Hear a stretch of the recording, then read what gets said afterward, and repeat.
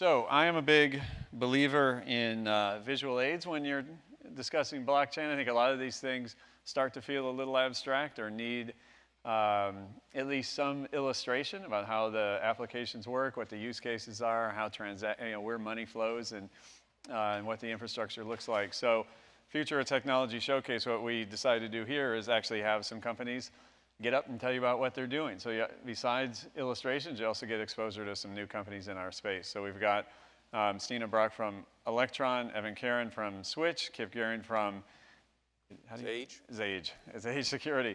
And they're just going to run through a 7 to 10 minute presentation, take a couple questions, and then we'll go on to the next. And just a good way to get you exposed to some of the new companies innovating in the blockchain and energy space. All right, let's hear about Swytch. Good afternoon, everybody. My name is Evan Caron. I'm the CEO and co-founder of Swytch. Swytch is actually a project company of our nonprofit called the Token Commons Foundation, which is a Zug-based nonprofit as well as a US-based nonprofit here. My background has been in energy trading. I think I started my career at 2003 post-Enron at Morgan Stanley. And my goal was to kind of learn and understand highly complex systems. And I guess it took me 15 years to realize I'm a systems guy, but not a trader. I focused my attention on the US power markets specifically. Spent most of my time on Wall Street and moved through the entire kind of ecosystem of deregulation, trading, structured products, structured finance. And I think I woke up one day about 2 years ago and I realized, what am I doing with myself? And I recognized that the things that I was doing from a markets condition was kind of in direct opposition to what the world potentially needed. And so our foundation is really focused on incentivization and game design for pro-social behavior. And I was working at a private equity company. Just go to the next slide here. I was working at a private equity company and we started recognizing and seeing the incredible amount of attention that was being kind of garnered around cryptocurrency, blockchain. We saw blockchain and energy become this explosive idea and opportunity.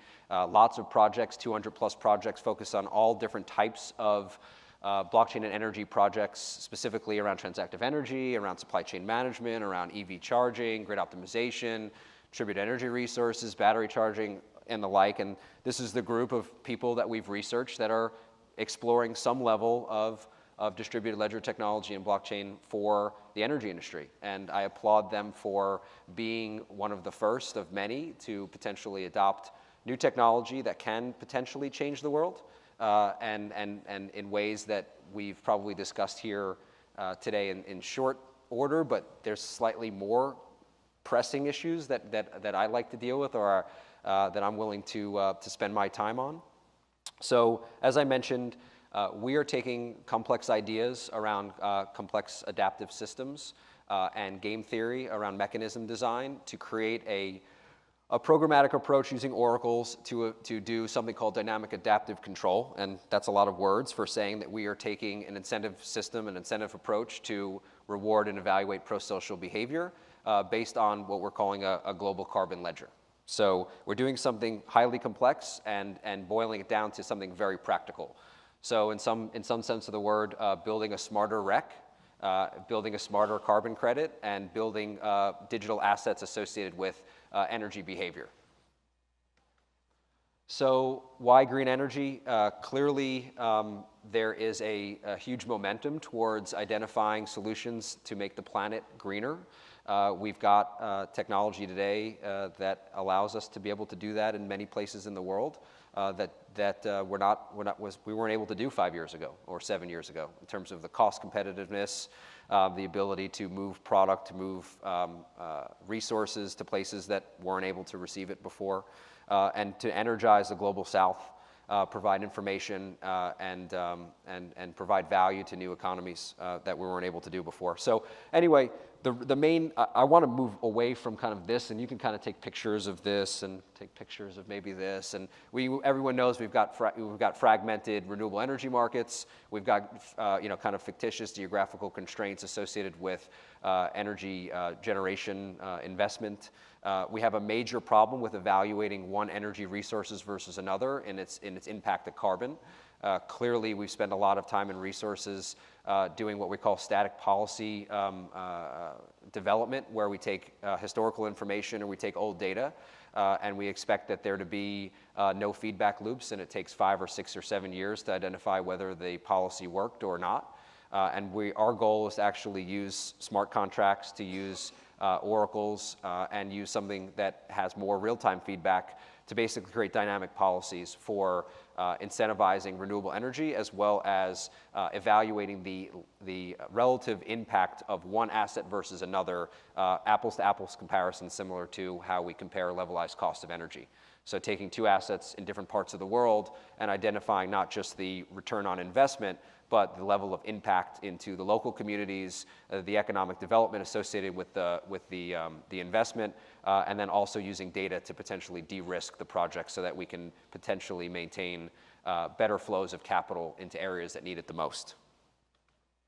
So we talk about this oracle. It's pretty fancy. I'm not developing it. I've come up with the idea, and we've got very smart people at Yale and MIT that are working on it right now.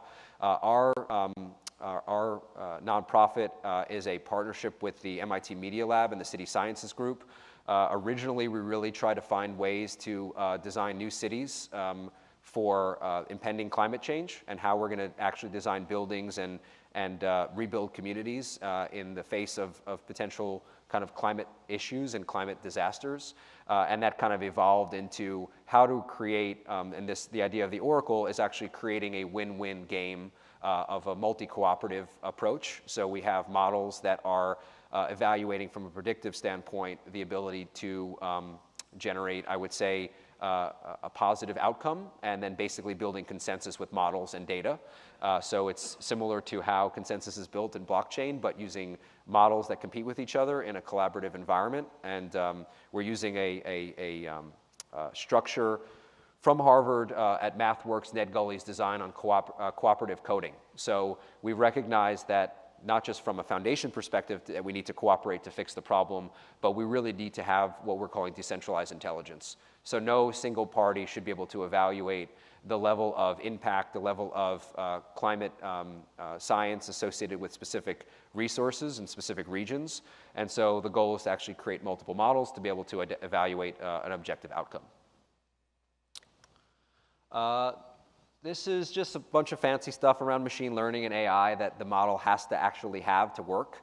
What we call dynamic incentives is actually evaluating not just the outcome, but the inputs as well. In order to have a really good model, you have to have high resolution information and high velocity information.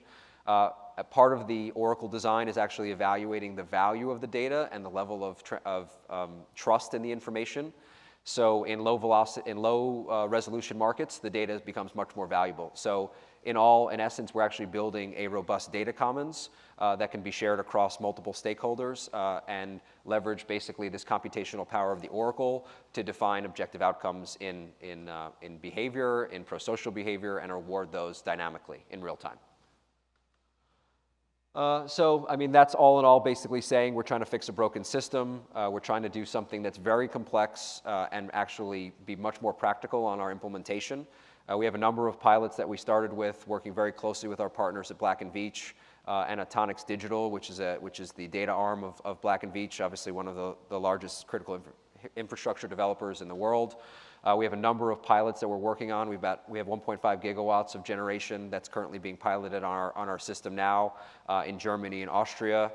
We have a handful of city pilots that we're working with, and I know pilots has been the en vogue conversation for the day, but I think it really means that the pilots are more of a opportunity to share information and share what the objective outcomes could be, and just actually showcase that there is a real collective momentum behind fixing major climate problems with energy in the energy space.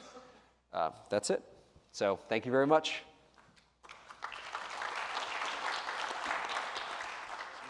Thank you. How big is your team, and where are you? So our team is, I think we have about 20 people total. We have 2 or 3 out here in San Francisco. We have about 12 core developers in Austin. And then we have our MIT Media Lab presence, and so we have 2 or 3 people up there. Okay. Yep. And predicted, like what's the target customer? Like the revenue model once it starts, where's the customer and what's the revenue model look like? So we're a nonprofit foundation, right? So we actually did our token sale. So we've gone through a successful ICO or token generation event, and that was a business in and of itself. And I do not recommend going through that same process because it was highly complex and also very interesting from a regulatory perspective. So yeah, I'd rather do an IPO, honestly. But from our perspective, we have the access is actually around the creating digital assets around carbon and energy information.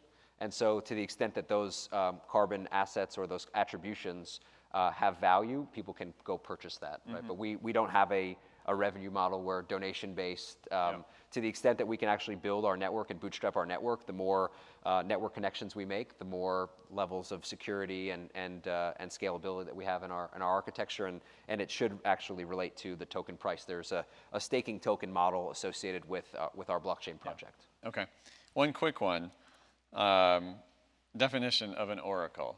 So a lot of people use Oracle as kind of, we're using it more in the matrix sense, you know, where it's kind of this all-seeing eye. I think a lot of people look at oracles and blockchain and actually look at creating off-chain data and bringing it into the blockchain environment so that it can actually make decisions on whether the smart contract can execute or not. We're calling oracles really clusters or agency of models that can basically live on-chain, be able to extract information from either an IPFS or some type of decentralized data storage, and be able to process information in an environment that can reward individual model actor contributions. Okay, super. Great, Great job. thanks. All right, thank you.